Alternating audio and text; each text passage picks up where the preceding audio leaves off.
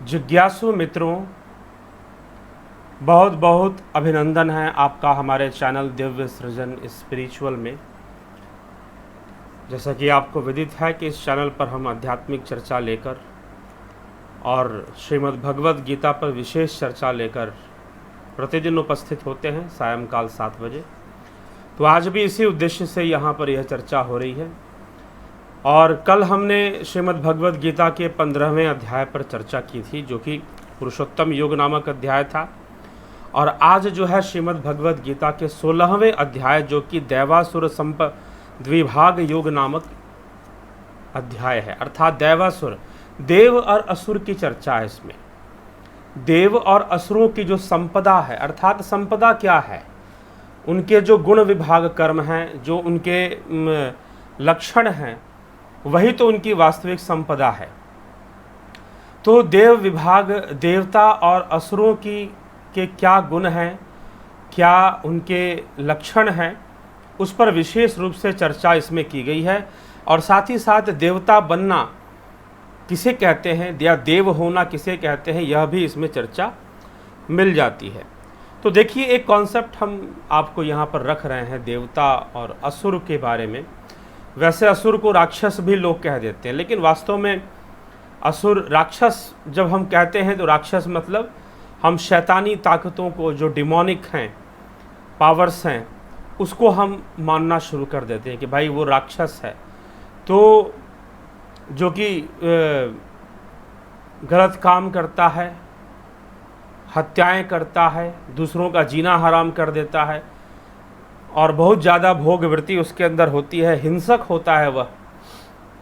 तो ऐसे हम राक्षसों के गुण गिनाना शुरू कर देते हैं। तो असुरों को भी राक्षस मान लिया जाता है, क्योंकि जो असुर हो जाता है वो राक्षस भी धीरे धीरे बन जाता है, ऐसा कहा जाता है। तो लेकिन असुर होना और देवता होना, इनमें फर्क क्या है? देखिए, देव अर्थात देव का जो तात्पर्य है वो देने से है। देवताओं का कार्य है देना। वह हमें क्या देते हैं? हमें जीवन दायिनी शक्तियां देते हैं। और इस जीवन को सही से जीने के लिए जो शक्तियां हमें चाहिए, वो शक्तियां हमें देते हैं संतुलित मात्रा में। जैसे वायु है, अग्नि है, सूर्य है, चंद्र है, इन सब से हम ऊर्जा ग्रहण कर रहे हैं। पृथ्वी पे ऊपर अगर जीवन संभव है तो उसके पीछे सूर्य बहुत बड़ा कारण है। तो हमारे सनातन धर्म के अनुसार, वैदिक मत के अनुसार, सूर्य एक देवता है। देवता वही है जो देता है। उसी प्रकार से इंद्र, अग्नि, वायु, वसु आदि जो है देवता भी आते हैं। तो वह भी हमें, जैसे कि वायु देव हो गए, अग्नि देव हो गए, पृथ्वी को भी हमने देवता माना, तो पंचभूत भी देवता में आ जाते हैं। सोम को भी हम देवता कहते हैं, उषा को भी हम देवता कहते हैं, सावित्री को भी हम देवी के रूप में मानते हैं, सविता जो है। तो इस प्रकार से देवियां भी हैं और देवता भी हैं। वेदों के अंदर 3 भाग में इनका विभाजन किया गया है, पृथ्वी, अंतरिक्ष और आकाश। इसमें इनको बांटा गया है। तो यह इसके अलग अलग देवता हुआ करते हैं। तो वह देव, उनका कार्य क्या है? वो हमें देते हैं, वह हमें ऊर्जा, जैसे कि अन्न है, अन्न से भी हमारा जीवन चलता है। तो हमने उसे देवी के रूप में देखा, माँ के रूप में देखा, अन्नपूर्णा उसे कहा, उसे अन्नपूर्णा कहा। वैसे ही धन को भी हमने देवी के रूप में, लक्ष्मी के रूप में हमने देखा। तो इस प्रकार से वह जो देवता, जो देने वाले हैं, जो जन्म देने वाले हैं, वो ब्रह्मा कहे गए। जो पालन करने वाले हैं, विष्णु कहे गए। जो संहार करने वाले हैं, वो शिव, महेश कहे गए।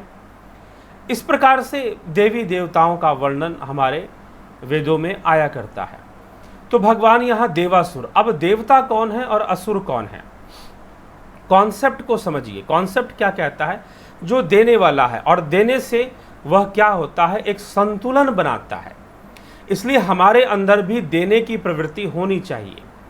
हमारे अंदर भी देने का कार्य हमारे अंदर होना चाहिए कि हम भी कुछ दें। अपने धन से, अपने तन से, अपने मन से हम उन देवताओं के प्रति कुछ अर्पित करें। हम उन देवों के प्रति कुछ अर्पित करें, क्योंकि वह हमें देते हैं। हमें प्रकृति के स्वभाव से हमें अनेक जो है सुविधाएं वो प्रदान करते हैं, तो हमें भी उन्हें कुछ देना चाहिए। इसलिए देवताओं के प्रति यज्ञ होता है। यज्ञ के माध्यम से देवताओं को भी दान दिया जाता है और पितरों को भी दान दूसरे कर्मकांड के माध्यम से दिया जाता है। तो यह देवताओं का विषय है। तो देवता क्या करते हैं? प्रकृति के संतुलन को बनाकर रखते हैं। उनका कार्य है कि इस प्रकार से एक साइक्लिक एक मूवमेंट को बनाए रखना, एक परिचक्र को बनाए रखना, और उससे वह क्या करते हैं? प्रकृति को हमेशा संतुलित अवस्था में रखते हैं। तो देवता जो संतुलन में अपना जीवन जीते हैं, सत्य यह है, अगर हम कॉन्सेप्ट की बात करें, वह लोग जो संतुलन में अपना जीवन जीते हैं, जो ना बहुत अधिक धन में विश्वास करते हैं, जो बहुत अधिक खाने में विश्वास करते हैं, ना बहुत अधिक सोने में विश्वास करते हैं, वो ये मानकर चलते हैं कि हमें अपने जीवन में एक संतुलन को बनाकर रखना चाहिए। वह संतुलन ही तो सब कुछ है। तो हम जो ऐसा विचार कर कर चलते हैं और जीवन में एक संतुलन बनाकर चलते हैं, वह देवता हैं और वह देने में विश्वास करते हैं। इसीलिए हमें भी देने में विश्वास करना चाहिए। संग छद्वम संवदद्वम संवो मनांसि जानताम देवा भागम यथा पूर्वे संजनाना उपासते। संग छद्वम संवदद्वम, एक साथ बोलो, एक साथ चलो, एक साथ मंत्रणा करो। समानो मंत्र समिति समानी समानः मनः स्वचित्तमेषाम संज्ञान सूक्त, ऋग्वेद के संज्ञान सूक्त के मंत्र हैं ये सब, जिसमें कहा जा रहा है कि हमें देवताओं की भांति कदम से कदम मिलाकर चलना चाहिए। हमें देवताओं के भांति एक साथ एक ही वाणी में कहना चाहिए, बोलना चाहिए, और देवताओं के भांति हमें श्रद्धा से और संतोष से अपना भाग ग्रहण करना चाहिए। हमें व्यथित नहीं होना चाहिए, हमें असंतुलित नहीं होना चाहिए, हमें असंतोषी नहीं होना चाहिए। कुछ इस तरह की बातें हमें यह उपदेश मिलती है। तो देवताओं की तरह एक संतुलन को बनाकर जीना, एक बैलेंस में रहना और देने की भाव, क्योंकि जब तक हम देंगे नहीं तब तक हम संतुलन नहीं बना सकते। तो संतुलन को बनाए रखने के लिए देने की प्रवृत्ति होना भी अत्यंत आवश्यक है। तो जो देना चाहते हैं और देने में विश्वास करते हैं, जन कल्याण हेतु, संसार के कल्याण हेतु, जो अपना ज्ञान देते हैं, अपना धन देते हैं, कोई अपना श्रम देता है, जो जैसा दे सकता है, तो जो देने में विश्वास करता है वह देवता है। और असुर कौन है? जो संतुलन बिगाड़ कर अपना जीवन जीता है, जो अपने लाइफ का बैलेंस बिगाड़ लेता है, जो इसीलिए उसका नाम असुर है। सुर यानी संतुलन। वीणा की तार को इतना भी मत खींच दो कि वह टूटी जाए, और उसे इतना ढीला भी मत छोड़ दो कि उससे सुर ही ना निकले। एक संतुलन में उसे टाइट करके बांधो, जिससे कि उससे मधुर आवाज निकले। वैसे ही यह जीवन है। अगर इस जीवन से आप कुछ प्राप्त करना चाहते हैं, कुछ सुख प्राप्त करना चाहते हैं, कुछ रहस्य को निकालना चाहते हैं, जीवन के रहस्य को समझना चाहते हैं, इसे संतुलन की अवस्था में ले आइए। बहुत अधिक कर लेने के चक्कर में, बहुत अधिक मान सम्मान एकत्र करने के चक्कर में, बहुत अधिक लाभ एकत्र करने के चक्कर में, बहुत अधिक आसक्ति के वशीभूत और बहुत अधिक जो है हम सारी दुनिया जीत लें, हम अत्यंत धनवान बन जाए, सबका लूटकर हम धनवान बन जाए, तो संतुलन बिगाड़ लेता है व्यक्ति। वह एक विज्ञान को नहीं समझता, संतुलन का जो विज्ञान है वो उसको नहीं समझता कि किसी को कुछ देकर, किसी की कुछ सहायता कर कर, लेन देन, और फिर इस प्रकार से अपने त्याग से, कर्मों को करने से एक संतुलन बनता है, एक बैलेंस डेवलप होता है जीवन के अंदर, एक संतोष का विकास होता है, एक आनंद का विकास होता है, और वैसे ही लोग योग साधना में सफलता प्राप्त करते हैं। लेकिन जो असुर हैं, उनका सुर बिगड़ा हुआ है। या तो उन्होंने तार को बहुत ढीली छोड़ दी है, या तो कुछ ज़्यादा ही कसकर टाइट कर दिया है, तो उनका सुर बिगड़ा हुआ है। और सुर बिगड़े होने के कारण वह तरह तरह के क्रियाकलाप में लगे रहते हैं। कभी वो दुनिया जीतने निकल जाते हैं और अपनी दुनिया जीतने के चक्कर में वो ना जाने कितनों का जीवन दुखी करते हैं।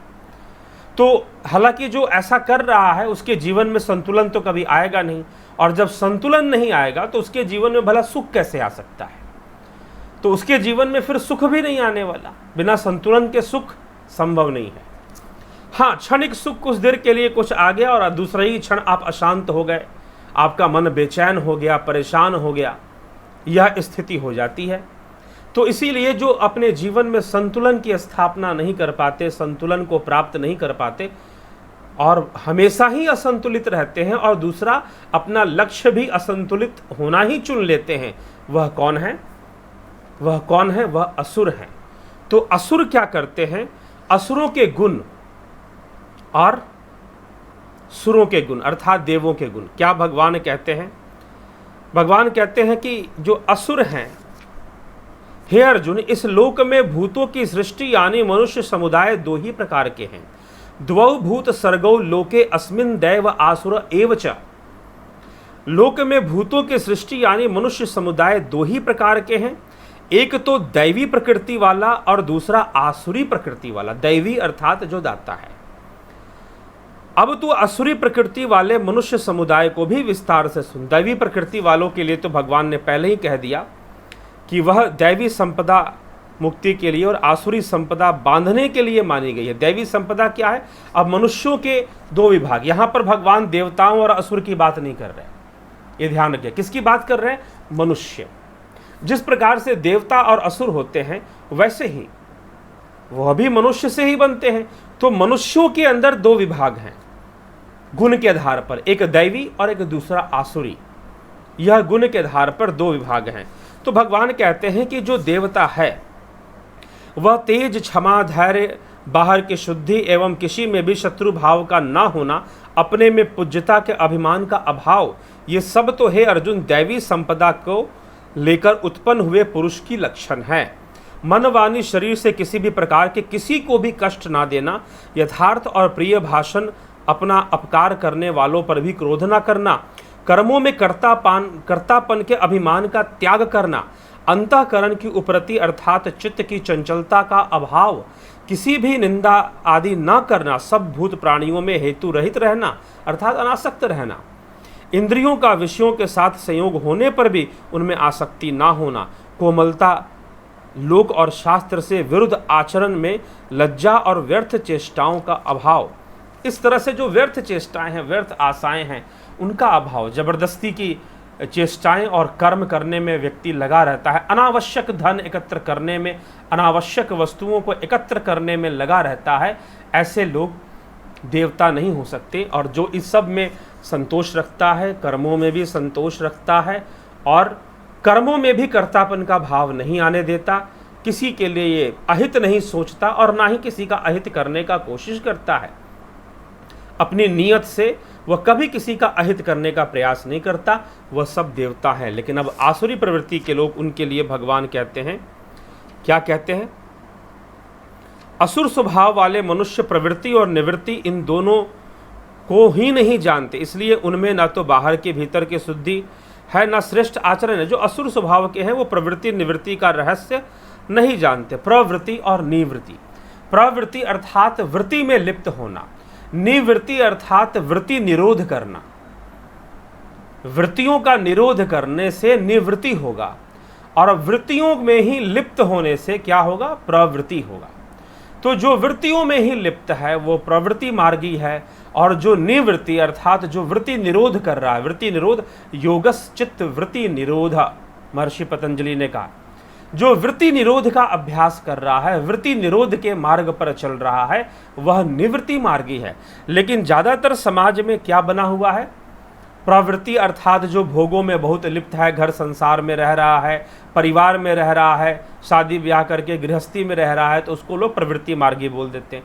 जो घर बार छोड़कर साधु सन्यासी बन गया, किसी आश्रम में जाकर बैठ गया या किसी मठ में जाकर बैठ गया या किसी ऐसी चला गया साधु सन्यासी, उसको हम क्या देते हैं? निवृत्ति मार्ग।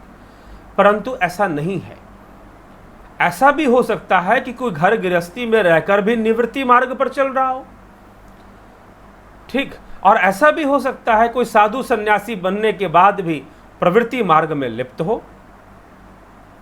वृत्तियों के चाल में ही वो लगा हुआ हो, उसी में अपने आप को सुखी करने में लगा हुआ हो, साधु का वेश धारण करने के बाद भी, जटा बढ़ाने के बाद भी, मुंडित रहने के बाद भी। तो प्रवृत्ति मार्ग और निवृत्ति मार्ग, निवृत्ति मार्ग चित्त वृत्ति निरोध का मार्ग है वह। तो निरोध करना होगा, इसलिए योग शुरू करना होगा। तो निवृत्ति मार्गी जिन्होंने निश्चय किया है कि हम सारे वृत्तियों का निरोध कर कर कैवल्य की प्राप्ति करेंगे, जिन्होंने कैवल्य को अपना लक्ष्य चुना है, अपवर्ग को अपना लक्ष्य चुना है, लेकिन जिन्होंने वृत्तियों को ही अपना लक्ष्य चुना है, भोगों को ही अपना लक्ष्य चुना है, वो प्रवृत्ति मार्गी हैं। तो जो असुर है उनकी समस्या क्या है? भगवान कहते हैं कि उनकी समस्या यह है कि ना तो उन्हें प्रवृत्ति के बारे में कुछ पता है और ना ही निवृत्ति के बारे में कुछ पता है। ना बाहर भीतर की कोई शुद्धि है, ना श्रेष्ठ आचरण और ना सत्य भाषण, वो सत्य भी नहीं बोलते। वे आसुरी प्रकृति वाले मनुष्य कहा करते हैं कि जगत आश्रय रहित, सर्वथा असत्य और बिना ईश्वर के अपने आप केवल स्त्री पुरुष के संयोग से उत्पन्न है, अतएव केवल काम ही इसका कारण है, इसके सिवा और क्या। ठीक, वे आसुरी प्रकृति वाले मनुष्य, ऐसा उनकी मानना होती कि जगत जो है कोई इसका आश्रय नहीं है, ये सर्वथा असत्य और बिना ईश्वर के है। ये कौन है? आसुरी प्रवृत्ति वाले जो ऐसा माना करते हैं, और केवल काम ही इसका कारण है, काम वासनाओं से ही ये भरा हुआ है, इसी में रहना चाहिए। इस मिथ्या ज्ञान को अवलंबन करके जिनका स्वभाव नष्ट हो गया है तथा जिनकी बुद्धि मंद है, वे सबका अपकार करने वाले क्रूर कर्मी मनुष्य केवल जगत के नाश के लिए ही कर्म करते हैं। वे दंभ, मान और मद से युक्त मनुष्य किसी भी पूर्ण ना होने वाली कामनाओं का आश्रय लेकर अज्ञान से मिथ्या सिद्धांतों को ग्रहण करके भ्रष्ट आचरणों को धारण करके संसार में विचरते हैं। अनेक प्रकार के मिथ्या सिद्धांत वो बना लिया करते हैं, धारण कर लिया करते हैं, तथा वे मृत्यु पर्यंत रहने वाली असंख्य चिंताओं का आश्रय लेने वाले, विषय भोगों के भोगने में तत्पर रहने वाले, इतना ही सुख है इस प्रकार से मानने वाले होते हैं। अर्थात भोगों में जो सुख मिलता है, संसार के भोग विषयों में जो सुख की अनुभूति होती है, बस उतने ही सुख को वो सुख मानते हैं और किसी भी विषय को वो सुख नहीं मानते। परमानंद की तो बहुत दूर है उनके लिए। वे आशा की सैकड़ों फांसियों से बंधे हुए, वो आशा में बंधे होते हैं, ये मिलेगा वो मिलेगा ऐसा मानकर चलते हैं। वे सोचा करते हैं कि मैंने आज यह प्राप्त कर लिया, अब इस मनोरथ को प्राप्त कर लूँगा, मैंने अब बंगला खरीद लिया, अब मैं बड़ी गाड़ी खरीद लूँगा, अब मैं बड़ा ओहदा प्राप्त कर, ऐसे कई तरह के विचारधारा में वह लिप्त हुआ करते हैं। वह शत्रु मेरे द्वारा मारा गया, मैंने उसे मार दिया, मैं ईश्वर हूँ, ऐश्वर्य को भोगने वाला हूँ, मैं सब सिद्धियों से युक्त हूँ और बलवान तथा सुखी हूँ, मैं बड़ा धनी और बड़े कुटुंब वाला हूँ, मेरे समान दूसरा कौन है, मैं यज्ञ करूँगा, दान दूंगा, आमोद प्रमोद करूँगा। इस प्रकार अज्ञान से मोहित रहने वाले तथा अनेक प्रकार से भ्रमित चित्त वाले मोह रूप जाल से समावृत और विषय भोगों में अत्यंत आसक्त असुर लोग महान अपवित्र नरक में गिरते हैं, क्योंकि वह हर काम में कर्तापन का भाव लाते हैं। वो काम में कर्मों पर ज़्यादा ध्यान देते हैं, नित्य और निमित्त कर्मों का पालन करने के बजाय काम में कर्मों करते हैं और कामनाओं के वशीभूत निषिद्ध कर्म भी करते हैं। उन कर्मों को करते हुए भी कर्तापन के भाव से मोहित रहते हैं कि मैं ये करूँगा, मैं वो करूँगा, मैं ऐसा करूँगा, मैं वैसा करूँगा, मैं ये प्राप्त कर लूँगा, मैं वो प्राप्त कर लूँगा, इसमें लगे रहते हैं। वो देने में विश्वास नहीं करते, मात्र लेने में विश्वास करते हैं। यज्ञ आदि क्रियाओं को भी करते हैं तो वह देवताओं को दान देने या भावनाओं को अर्पित करने की भावना से नहीं, अपितु वह देवताओं से कुछ लेने की भावना से यज्ञ आदि क्रियाओं को भी करते हैं। तो यह उनकी गति होती है। तो असुरों की यह गति होती है, इसलिए उनका बैलेंस बिगड़ जाता है, उनका सुर बिगड़ जाता है। सुर का मतलब है संतुलन, और सुर बिगड़ गया मतलब असंतुलन बन गया। हम वीणा बजाते हैं, जो म्यूजिशियन लोग हैं ना, आप देखते होंगे तबला ट्यूनिंग करते हैं, हारमोनियम ट्यूनिंग करते हैं, कीबोर्ड का स्केल मैच करते हैं गायक के साथ, तो इस प्रकार से वो किया करते हैं। तो ऐसा वो क्यों करते हैं? क्योंकि वो एक बैलेंस में है। जो चीज़ संतुलन में, मान लीजिए कि संगीत बज रहा है, तबला वाला, कैशियो वाला, ढोलक वाला, पैड वाला, हारमोनियम वाला और गाने वाला और जितने भी वाद्य यंत्र हैं, अगर वो आपस में एक लय में, एक सुर में नहीं चल रहे हैं, तो जो सामने जो श्रोतागण हैं वो संगीत उन्हें पसंद नहीं आएगा, वो उन्हें बांधेगा नहीं, वो उन्हें बांधेगा नहीं। तो बांधेगा कौन? जो संतुलन में होगा, जो सबके साथ एक दूसरे के साथ मिलजुल कर चल रहा होगा। सारे म्यूजिशियन एक ही लय में, एक ही सुर में चल रहे होंगे, तभी जाकर जो फिर संगीत निकलेगा वो मन को आनंदित करने वाला होगा। तो मित्रों, देवा और असुर संपदा, द्विविभाग संपदा की बात जो भगवान यहाँ कर रहे हैं वो इसीलिए कर रहे हैं कि हमारा संतुलन बिगड़ जाता है, हम असुर हो जाते हैं। इसलिए हमें असुर नहीं बनना है, हमें क्या करना है? सुर में रहना है। और सुर में रहने के लिए क्या करना आवश्यक है? हमारे जो धर्म शास्त्र है ना, वो सुर में रहने की शिक्षा ही देते हैं। महर्षि पतंजलि का योग शास्त्र, मीमांसा आचार्य जैमिनी और उनके बाद शबर स्वामी, आचार्य कुमारिल भट्ट, इनका जो मीमांसा शास्त्र है वह कर्मों को संतुलित रखने के लिए कर्म कांड का विधान बताता है। कर्मों को संतुलित रखने के लिए, तो संतुलन में रहने के लिए, विचारों को, मन को, वृत्तियों को, उनको नियंत्रण में रखने के लिए महर्षि पतंजलि का अष्टांग योग शास्त्र है। इसी प्रकार से हमारे तर्क वितर्क भी संतुलित हो, सही हो, उचित हो, न्याय सिखा देता है। वेदांत हमें सिखा देता है सुरम्यान। तो इस प्रकार से हमारे शास्त्र हमें बता रहे हैं कि हमें कैसे सुर में रहना है, हमें असुर नहीं बनना है, हमें देवता जैसा बनना है। तो दैवी प्रकृति को हमें धारण करना है, तो जीवन में एक संतुलन लाना, तो शास्त्र हमें बताते हैं। इसलिए भगवान यहाँ पर कहते हैं, यह शास्त्र विधि उत्सर्जय वर्तते कामकारतः न स सिद्धि मुआपनोति न सुखम न पराम गतिम। यह शास्त्र विधि उत्सर्जय, जो पुरुष शास्त्र विधि का त्याग करके अपनी मन मर्जी से आचरण करता है, वह न सिद्धि को प्राप्त होता है, न परम गति, और न ही सुख को प्राप्त होता है। यह शास्त्र विधि उत्सर्जय। अब यहां पर बहुत सारे अर्थ निकाले जा सकते हैं शास्त्र विधि के। इस श्लोक को समझने के लिए सबसे पहले यह जानना जरूरी है कि शास्त्र क्या है। मान्यता प्राप्त हमारे शास्त्र कौन है? हमारे मुनियों ने किसको शास्त्र कहा? वैसे तो शास्त्रों का साक्षात्कार साधना से ही होता है, परंतु शास्त्र क्या है? हमारे वैदिक शास्त्र 6 शास्त्र बताए गए हैं, और सांख्य जिसमें प्रथम है, सांख्य और वेदांत। गीता के अंदर सांख्य की भी चर्चा है, वेदांत की भी चर्चा है, मीमांसा की भी चर्चा है, न्याय की भी चर्चा है, वैशेषिक की भी चर्चा है, और साथ ही साथ योग शास्त्र तो ये अपने आप ही है। तो पतंजलि के योग शास्त्र का प्रभाव आपको इस पर हर से, लेकिन पतंजलि का योग शास्त्र बाद में लिखा गया, गीता पहले लिख दी गई। हाँ, सांख्य शास्त्र जो था वो पहले ही आ गया था, वो भगवान कृष्ण के काल के पहले ही आ चुका था। इसीलिए गीता के अंदर सांख्य की चर्चा सबसे ज्यादा हो रही है, सांख्य शब्द का प्रयोग बहुत अधिक हो रहा है। ठीक, क्योंकि पहले से सांख्य शास्त्र मौजूद था और अर्जुन ने उसका अध्ययन किया था, तो अर्जुन को समझाने के लिए भी उसका प्रयोग किया जा रहा है। तो इसलिए शास्त्र जो कहते हैं, शास्त्र हमें मुक्ति का मार्ग दिखाते हैं, शास्त्र हमें जीवन जीने का तरीका सिखाते हैं, शास्त्र हमें कथाएं नहीं देते, शास्त्र हमें सूत्र देते हैं। सूत्र माने फॉर्मूला। शास्त्र कथाएं कहानियां नहीं। इसलिए शास्त्रों में और पुराणों में फर्क है।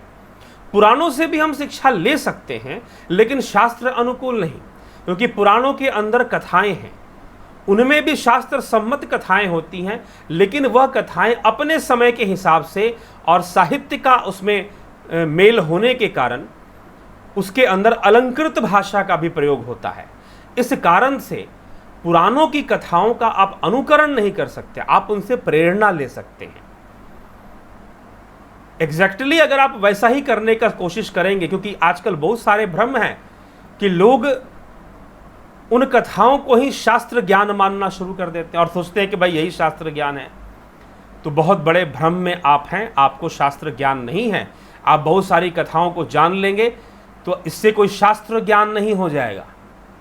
शास्त्र ज्ञान है उन सूत्रों को जानना, उन सांख्य सूत्रों को समझना, जो सांख्य सूत्र महर्षि कपिल मुनि ने अपनी माता देवहूति को समझाया था, सुनाया था, जब वह मोहग्रस्त हो गई थी। आज उन्हीं सांख्य सूत्रों का आधार लेकर श्री कृष्ण अर्जुन को समझा रहे हैं, क्योंकि अर्जुन मोहग्रस्त है। तो एक समय कपिल मुनि ने अपनी माता को, जब वो मोहग्रस्त हो गई थी, तो उन्हें सांख्य सूत्रों का ज्ञान कराया था। सांख्य, इसी प्रकार से उसी के आधार पर योग सूत्र का विकास हो गया। महर्षि पतंजलि के द्वारा सांख्य का आधार लेकर ही योग सूत्र का विकास किया गया।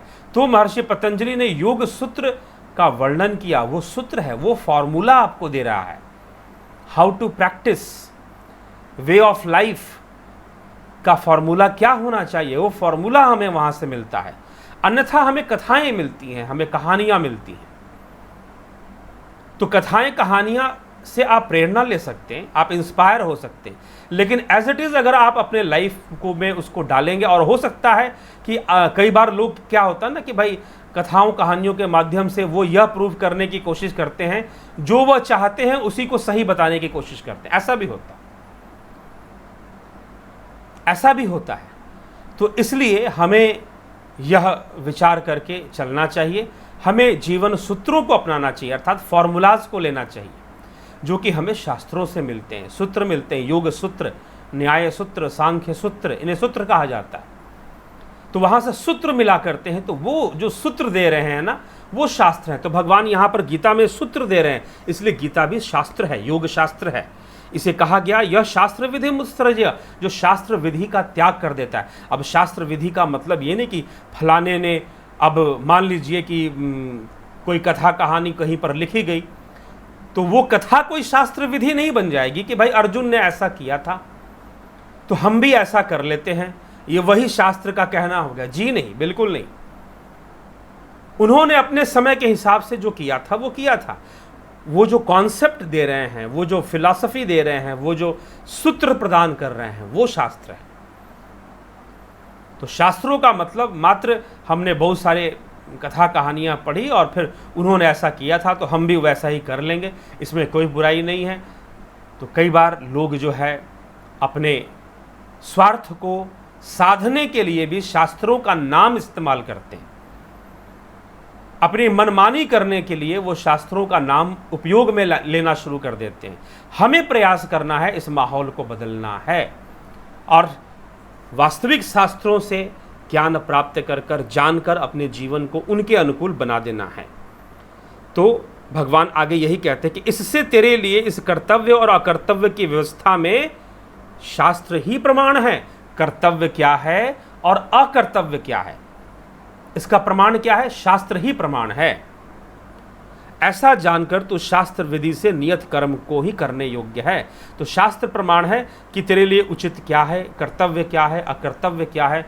और जिसको साधना की समझ है, जिसको ज्ञान, जिनके पास तत्व ज्ञान है ना, वैसे तत्व ज्ञानी लोग, उनको वो शास्त्र अध्ययन ना भी करें तो वो तत्व ज्ञान का आधार लेकर ही अपने जीवन के सारे कर्मों को करते हैं। तो उनका भी कर्म शास्त्र सम्मत ही होता है, शास्त्र विधि के अनुकूल ही होता है। तो हमें इस प्रकार से विचार करते हुए कर्तव्य अकर्तव्य की चर्चा हमें शास्त्रों से ही प्राप्त होती है। इसलिए शास्त्र विधि का त्याग करने वाले, क्योंकि शास्त्रों में जीवन को संतुलित करना सिखाया गया कि आप कैसे संतुलन बनाते हुए अपने जीवन को सुखी और शांत बना सकते हैं, यह विद्या शास्त्रों में बताई गई है। तो इसीलिए शास्त्र विधि का महत्व आता है, क्योंकि प्रत्येक मनुष्य इतना अनुसंधान जीवन में करता नहीं है, क्या उचित क्या अनुचित, तो उसे शास्त्र का आधार लेना चाहिए। शास्त्रों के अनुसार हमें मिलता है कर्तव्य अकर्तव्य की परिभाषा, तो हमें उसके अनुकूल फिर कर्तव्य अकर्तव्य को समझकर कर्तव्य पालना करनी चाहिए। ये भगवान के कहने का तात्पर्य है। तो मित्रों, दैवी प्रकार के लोग होते हैं और आसुरी प्रकार के लोग होते हैं। जो शास्त्र अनुकूल नहीं चलते वो आसुरी हो जाते हैं, जो शास्त्र अनुकूल कर्म करते हैं, चलते हैं, वह दैवी हो जाते हैं, उनके अंदर दैवीय गुण आ जाता है। तो हमें भी वैसा ही प्रयास करना चाहिए और हमें भी अपने जीवन में संतुलन बनाकर जीवन को जीना चाहिए। तो निश्चय ही हमारा जीवन भी दैवी गुणों से भर जाएगा और दैवीय शक्ति संपदा हमारे अंदर विकसित हो जाएगी। तो यही सार है इस अध्याय का। कौन सा अध्याय? 6वां अध्याय। कल 17वां अध्याय पर हम आएंगे और आज 6वां नहीं, यह अध्याय 16वां अध्याय था। षोडशो अध्याय इसे कहते हैं। दैवी, इस अध्याय का जो नाम है देवासुर संपद द्विभाग योग नामक अध्याय। देवासुर संपदा द्विभाग योग नामक अध्याय। तो इस प्रकार से इस अध्याय का नाम, क्योंकि देवताओं और असुरों की जो संपदा है, द्वि प्रकार के लोग होते हैं, दैवी प्रकृति और आसुरी प्रकृति के लोग। इनके कैसे गुण होते हैं और क्यों होते हैं, वो ऐसे क्यों बन जाते हैं, वो आसुरी क्यों बन जाते हैं, और कोई दैवीय गुण वाला क्यों बन, इन सब विषयों पर आज हमने चर्चा कर ली। तो ज़रूर चैनल को सब्सक्राइब करें, शेयर करें वीडियोस को, ताकि और लोग भी इन रहस्यों को समझ सकें और शास्त्रों के महत्व को जानकर उनके बारे में ज्ञान प्राप्त कर अपने जीवन को सफल बनाएं, दैवी संपदा से संपन्न बनाएं। तो इसी के साथ हम वीडियो को यहाँ पर विराम देते हैं। बहुत बहुत आपका धन्यवाद।